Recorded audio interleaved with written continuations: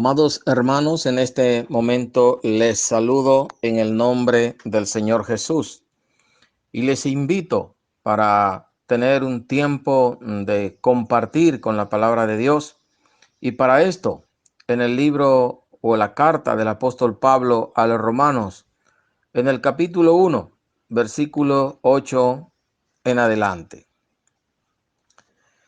El apóstol Pablo, en preparación de su anhelado viaje a Roma, como lo manifiesta allí en el capítulo 1, los versículos 13 al 14, cuando dice: pero no quiero, hermanos, que ignoréis que muchas veces me he propuesto ir a vosotros, pero hasta ahora he sido estorbado, para tener también entre vosotros algún fruto como entre los demás gentiles.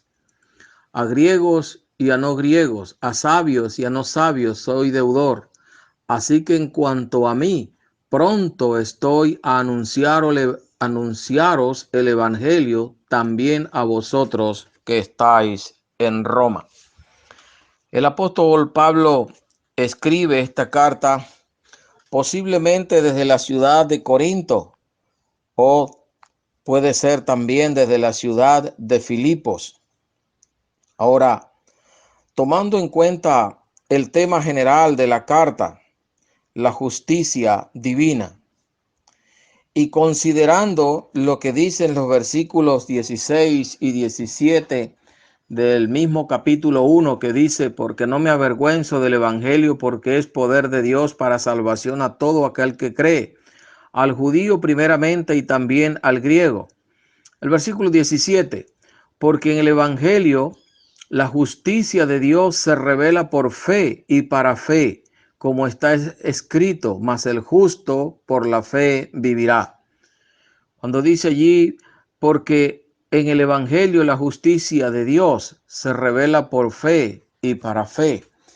Y cuando leemos allí en el capítulo 5, versículo 1, que dice: justificados pues por la fe, justificados pues por la fe tenemos paz para con Dios por medio de nuestro Señor Jesucristo.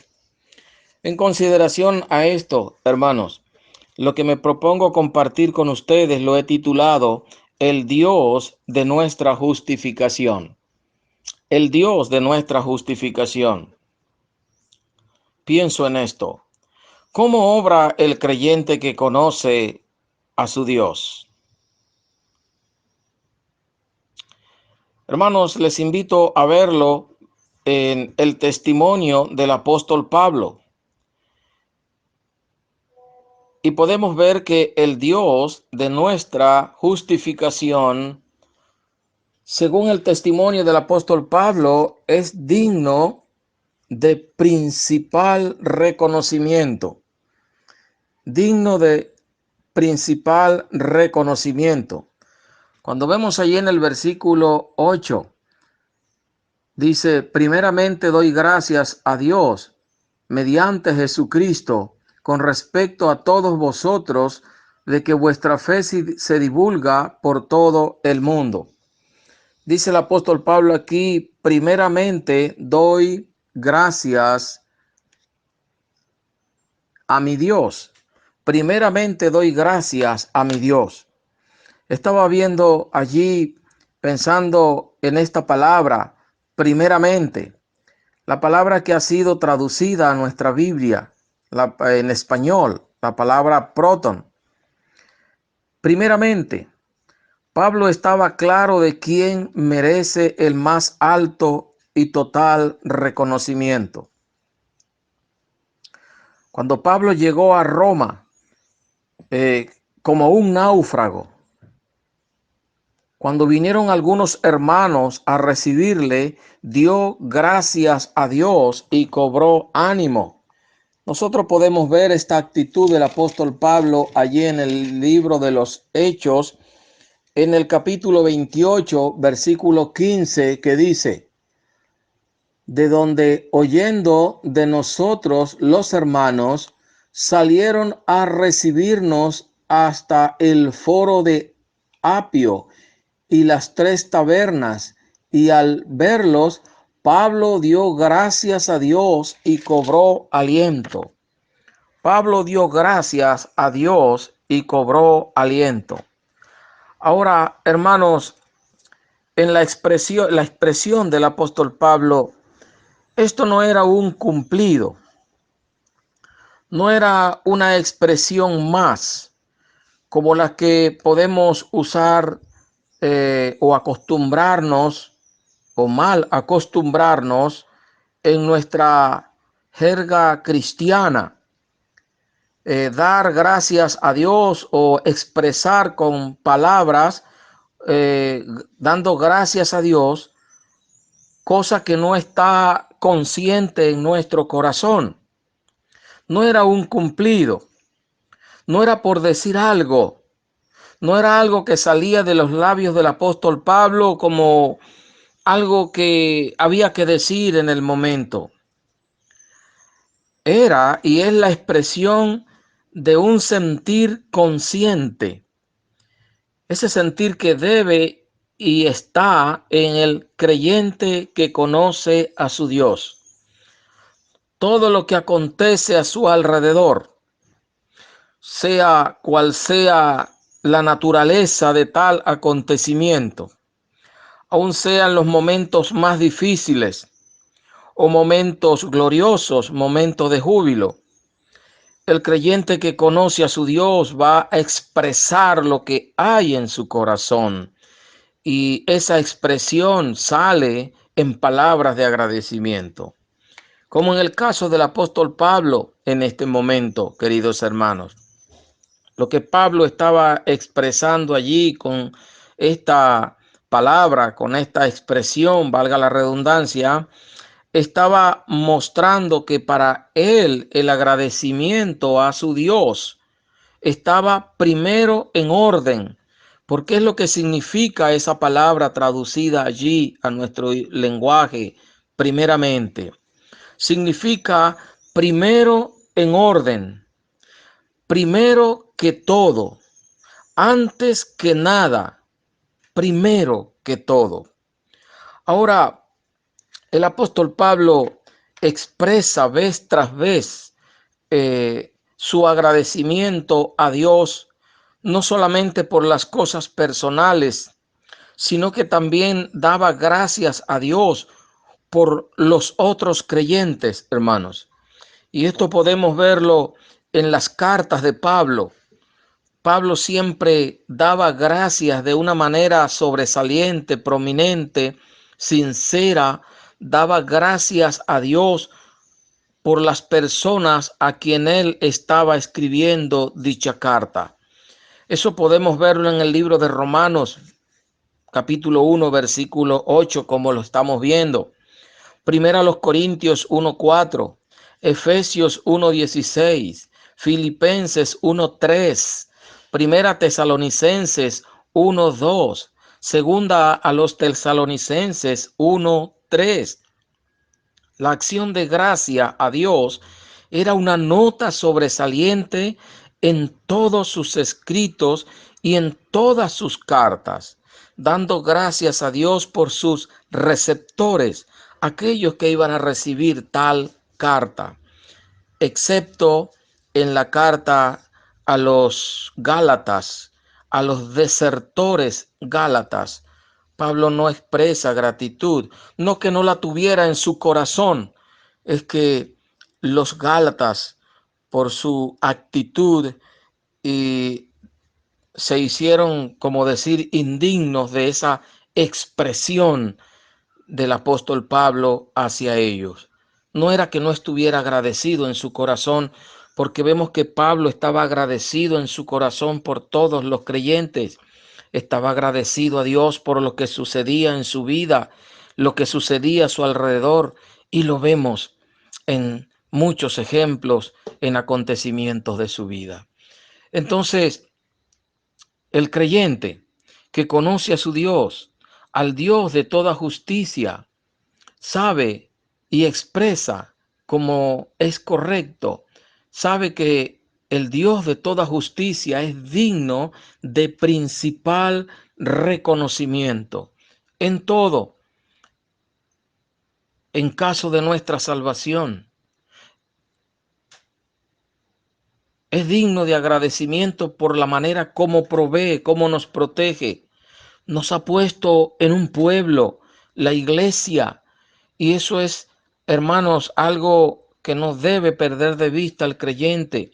Él nos ha puesto en un cuerpo, en la iglesia, en un cuerpo de creyentes, hermanos, y eso debe ser un motivo de agradecimiento que se expresa en el deseo de estar junto con ellos. Ahora, en segundo lugar, el creyente que conoce a su Dios sabe que el Dios de toda justicia es digno del más sincero servicio. Es digno del más sincero servicio. En el versículo 9 dice, versículo 9, leo, porque testigo me es Dios, a quien sirvo en mi espíritu en el evangelio de su Hijo. Porque testigo me es Dios, a quien sirvo en mi espíritu en el evangelio de su Hijo. Pablo está hablando allí de un servicio expresado en un culto racional, en un culto expresado en lo íntimo, hermanos, porque nuestro servicio a Dios se refleja cuando servimos a otros, cuando servimos a nuestros hermanos, cuando servimos incluso a aquellas personas que no son creyentes, pero les servimos, bien sea como testimonio, bien sea por amor a las personas, cuales sean, así como Dios mostró amor por todo el mundo. El amor del creyente no debe expresarse solamente hacia los que conocen a Dios. Pero bueno, decía pues que el servicio a Dios comienza en el corazón del que sirve. No es algo que comienza en lo exterior para luego llegar al corazón. No, comienza en el corazón, donde debe estar el altar para Dios. Comienza en lo íntimo, en poner su vida misma en un culto racional hacia su Dios. Ahora, decía que ese servicio expresado en un culto racional, no por miedo ni por obligación. El apóstol Pablo dice, a quien sirvo en mi espíritu, en lo más íntimo, en lo personal. Allí comienza el servicio a Dios. Y cuando el servicio a Dios está allí en lo más íntimo, en lo personal, eso se expresa en nuestro servicio hacia los demás. Y especialmente, como dice la palabra de Dios, en el servicio a nuestros hermanos, a los domésticos en la fe. La palabra sirvo que usa el apóstol Pablo, la palabra sirvo, o sea, de servicio, la palabra usada aquí habla de un culto o servicio espiritual. Por eso decía que comienza en lo íntimo, en lo personal, y se refleja, se manifiesta en el cómo servimos a otro, como si estuviéramos sirviendo a nuestro Señor. Dice aquí, decía que habla de un culto racional, habla de un servicio espiritual.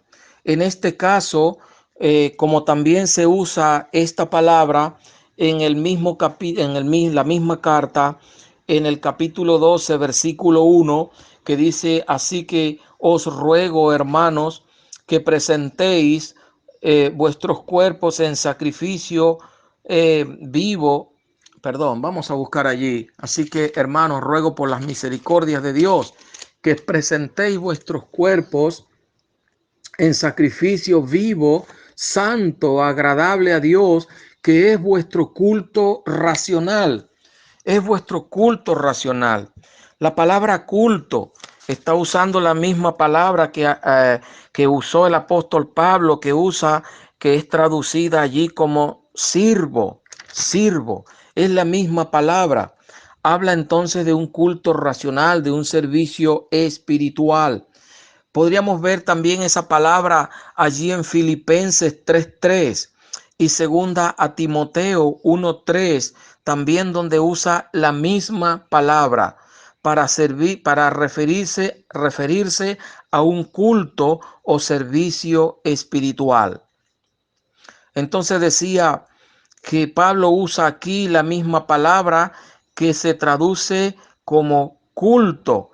También esa misma palabra se usa en la carta, en el libro a los Hebreos, capítulo 9, versículo 9 y capítulo 10, versículo 2, en el sentido de un culto o servicio sagrado.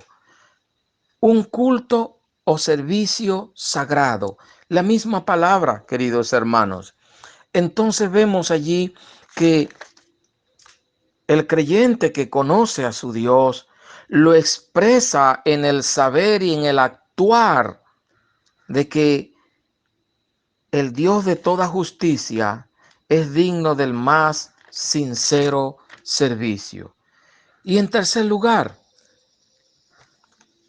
vemos que el Dios de toda justicia demanda una fe práctica. Dije que vimos en primer lugar que el Dios de toda justicia es digno de principal reconocimiento, pero también es digno del más sincero servicio. Y además de esto, demanda una fe práctica. Ahora veamos en el versículo 8 de la carta a los Romanos, en el capítulo 1, versículo 8, que dice de la siguiente manera: primeramente doy gracias a mi Dios mediante Jesucristo con respecto a todos vosotros, de que vuestra fe se divulga por todo el mundo. Pablo se estaba expresando, o sea, refiriendo a los creyentes allá en Roma. Pablo no conocía a los creyentes de Roma, por lo menos no había ido a Roma todavía personalmente. Pero Pablo sabía del testimonio de los creyentes allá en Roma. Sabía cómo su fe se estaba divulgando por todo el mundo, alrededor de Roma y fuera de los contornos de Roma también, tomando en cuenta que Roma era la capital del imperio, la capital del mundo en aquel entonces, por decirlo así. Mucha gente iban y venían de Roma, iban a Roma y venían de Roma. Entonces decía pues que eh, el Dios de toda justicia demanda una fe práctica, es decir, una fe notoria que, que trasluce, una fe famosa, por decirlo así, una fe que se estaba dando a conocer alrededor, los vecinos, alrededor en la ciudad, pero también en el testimonio fuera de Roma incluso. El apóstol Pablo dice vuestra fe. Está hablando de la autenticidad de su salvación, de la autenticidad de la salvación de los creyentes allá en Roma. Una fe auténtica, hermanos, es que una fe auténtica se va a manifestar, va a traslucir. Una fe auténtica, por decirlo así, se va a hacer famosa, va a ser conocida, hermano, va a ser conocida. Una fe que no trasluce, una salvación que no se da a conocer, que no trasluce, pues no es una verdadera fe, no es una verdadera fe. Entonces estamos hablando de una fe que se manifiesta en la vida práctica. El testimonio de estos creyentes romanos era tan fuerte que en el año 49 después de Cristo, el emperador Claudio expulsó a los judíos de Roma, a los judíos de Roma. Habla allí de un tal, el testimonio por un tal Cresto. Y se cree pues que está hablando el testimonio cristiano que daban estos creyentes. Algunos creen que pues que se refería pues a Cristo, y en relación a esto era el testimonio de estos creyentes. Podemos ver allí en Hechos 18:2 que habla de este acontecimiento, queridos hermanos. Ahora si vemos allí, volvemos a ver en el libro, allí en el versículo 1, en el versículo 8 del capítulo 1, dice que su fe se divulgaba por todo el mundo. Una fe que era considerada como una maravilla por todos los confines del Imperio Romano, como decía hace un momento. Hermanos, ¿cuánto se necesita ese tipo de fe hoy en día? Como decía alguien en alguna ocasión, muchos cristianos creemos que somos cristianos ninja, decía. Y esta persona decía que una de las cualidades de los ninjas era pasar desapercibido. Y así pareciera, queridos hermanos, que es la idea en la mente de muchos creyentes, de muchos de nosotros. Pasar desapercibido en el lugar donde estamos. Camuflado con la vestimenta del mundo para no ser reconocido. Así como la práctica de los combatientes, que según la vegetación donde se encuentran, allí se colocan ramas, hojas, barro, se colocan muchas cosas para confundirse con el lugar donde están. Así pareciera que es la idea de muchos de nosotros como creyentes, pasar desapercibido. Pero eso no era la idea de los creyentes en Roma. Daban a conocer su fe entre familiares, entre vecinos, entre otras personas que no les conocían personalmente, pero escuchaban del testimonio de ellos.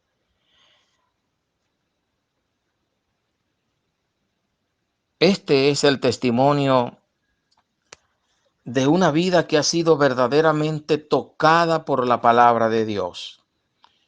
Una vida que dice ser tocada por la palabra de Dios y no da este tipo de testimonio es dudosa su salvación. Esto habla de una fe que está vibrando como una cuerda de un instrumento, pulsada, produciendo las notas de Dios. Una cuerda bien afinada que al ser pulsada produce la nota correcta. Pues el testimonio del Evangelio en la vida de una persona que ha sido tocado por el Evangelio verdaderamente es como esa cuerda pulsada que produce las notas de Dios.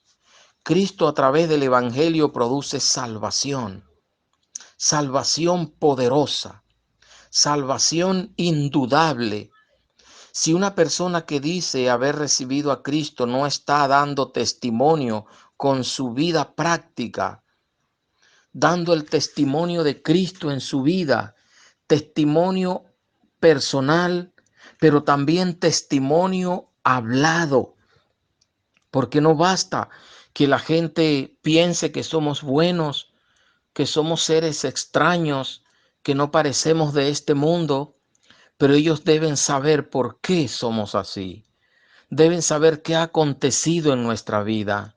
Deben saber quién hizo posible y cómo se hace posible esa transformación, esa paz, esa diferencia con el mundo. Y esto es por el testimonio hablado, el testimonio del Evangelio expresado con nuestros labios. Entonces decía pues que una vida que no está dando ese testimonio, es posible que tal persona lo que está viviendo es un cuento, una fantasía, un engaño, quizás ha sido convencido, quizás le gusta estar entre los creyentes, se siente seguro, se siente resguardado, pero no pertenece al cuerpo de creyente, la iglesia. Y eso sí que es peligroso, que una persona vaya acercándose cada vez más a su condenación, pensando que es salvo porque sencillamente está entre la iglesia, porque se siente bien o porque se siente seguro o porque simpatiza con la doctrina o las doctrinas del Evangelio. Entonces, queridos hermanos, vemos allí que el ejemplo de estos creyentes, su fe se divulgaba por todo el mundo. Y esto no acontecía solamente con los creyentes allá en Roma, mis queridos hermanos. Esto ha sido la realidad en todo creyente verdadero, en toda persona que ha recibido a Cristo como su Salvador personal. Lo que sucedió allí con los tesalonicenses también. Capítulo 1, versículo 6, que dice de la siguiente manera. Primera a los tesalonicenses, capítulo 1, versículo 6. Y vosotros vinisteis a ser imitadores de nosotros y del Señor.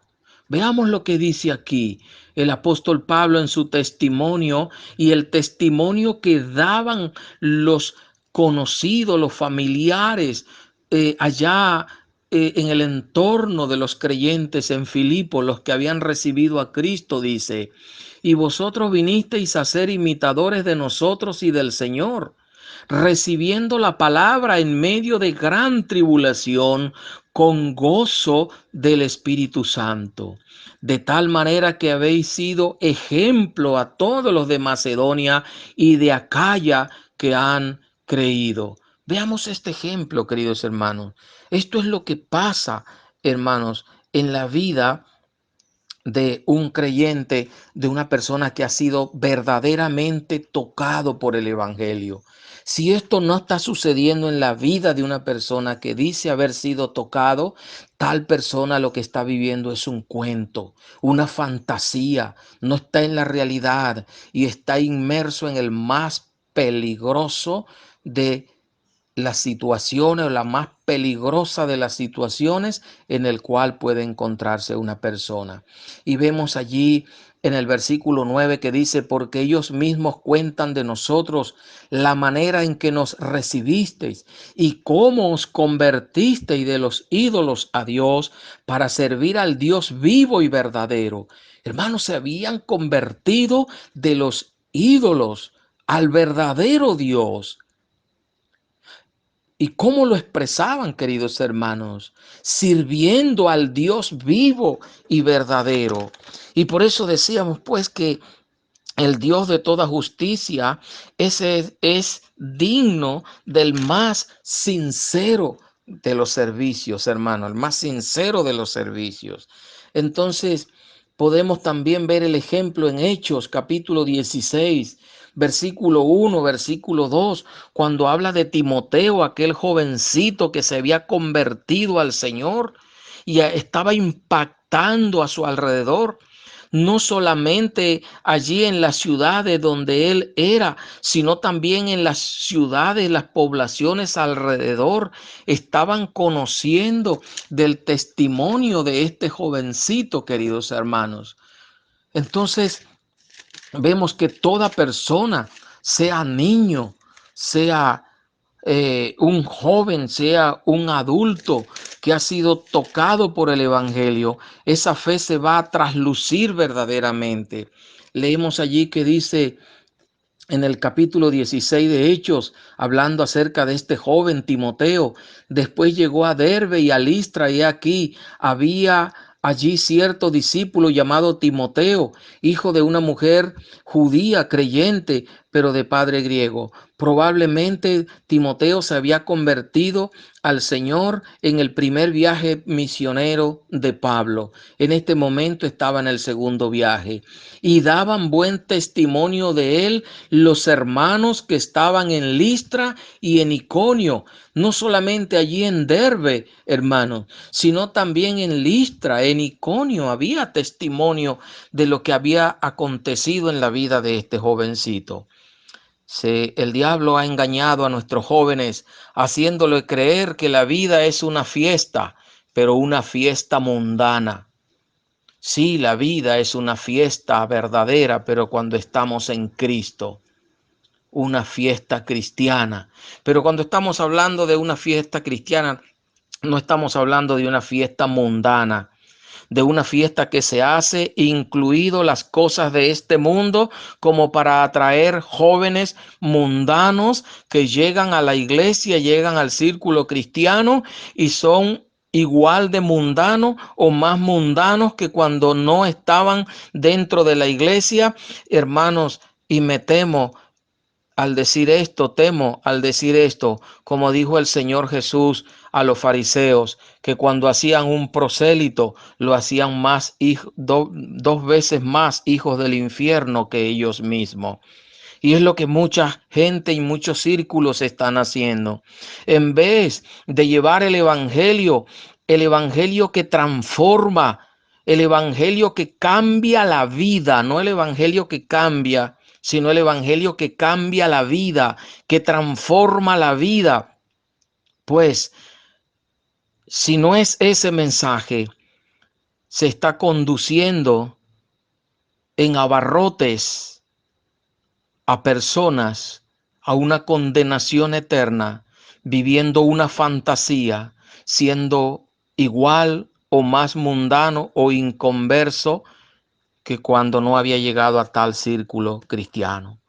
Queridos hermanos, entonces debemos pensar en esto y actuar en base a lo que sabemos.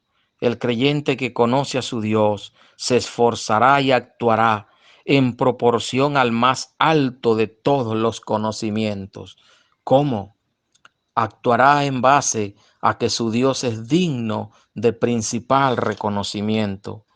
El Dios de toda justicia es digno del más sincero servicio, hermanos. El Dios de toda justicia demanda una fe práctica. Que el Señor le bendiga, que el Señor le guarde. Y si alguien al escuchar este compartir no ha recibido a Cristo como su Salvador, no importa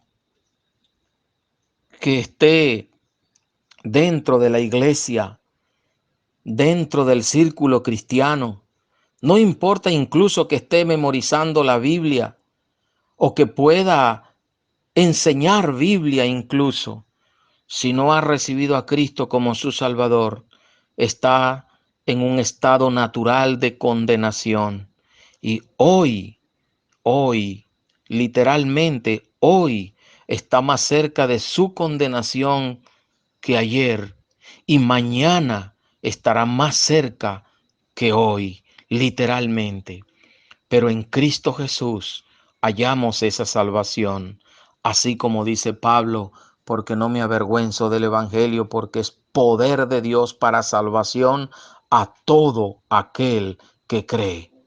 Creer, recibir a Cristo, poner toda tu confianza, recibirle como tu Salvador personal, para que entonces sí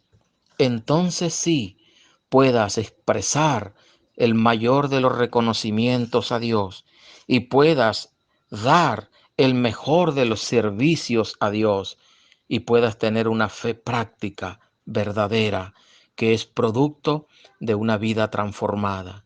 El Señor te bendiga, el Señor te guarde. Oremos, hermanos. Soberano Dios, en el nombre de Jesús, alabamos y bendecimos tu nombre. Gracias por tu palabra. Gracias, Señor. Guíanos, Dios Santo. En el nombre de Jesús te lo pedimos. Toca los corazones de los creyentes para una total consagración. nosotros, los creyentes en Cristo, para una total consagración en todo momento y en todo lugar, Señor, una consagración creciente, pero también en aquellos que todavía no conocen a Cristo como su Salvador.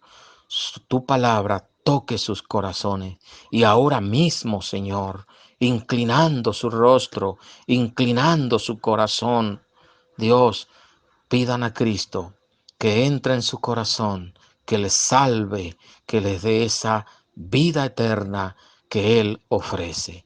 En el nombre de Jesús te lo pedimos, Señor. Amén.